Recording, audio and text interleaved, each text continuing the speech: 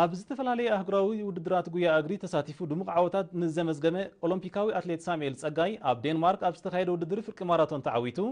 ናብ ሃገሩ ኣብ ዝተመልሰሉ ኣብ ከተማ መንደፈራ ብርክት ዝበሉ ኣፍቀርቲ ስፖርት ድሙቕ ኣቀባብላ ገይረምሎም። ኣባል ክለብ ኣትሌቲክስ ዞባ ደቡብ ዝኾነ ኦሎምፒካዊ ኣትሌት ሳሙኤል ጸጋይ ንዞብኡን ሃገሩን ብምውካል ኣብ ዝተፈላለዩ ውድድራት ዓወታት ከመዝግብ ዝጸንሐ ኣብነታዊ ኣትሌት ኮይኑ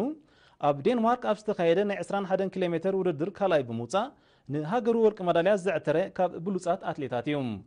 ኣብ ማሕደሪ ንዞባ መንደፈራ ኣቶ ኣብርሃም ሓጎስ ኣብቲ ናይ ምቕባል ስነ ስርዓት ኣብ ዘስምዖ ቃል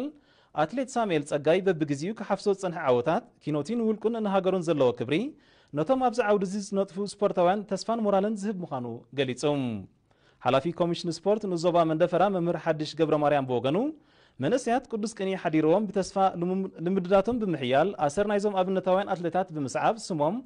ዞብኦምን ሃገሮም ንምፅዋዕ ክፅዕሩ ተላብዮም። ኦሎምፒካዊ ኣትሌት ሳሙኤል ጸጋይ ብወገኑ ኣብ ጎኑ ብምዃን ዝተበገሰሉ ዕላማ ዕዉት ንኸተባብዖ ነበርቲ ከተማ መንደፈራን ፌደሬሽን ኣትሌቲክስ ዞባ ደቡብን ድሕሪ ምምስጋን ንዝያዳ ዓወት ልዑል ፃዕሪ ክገብር ምዃኑ ኣረጋጊፆም።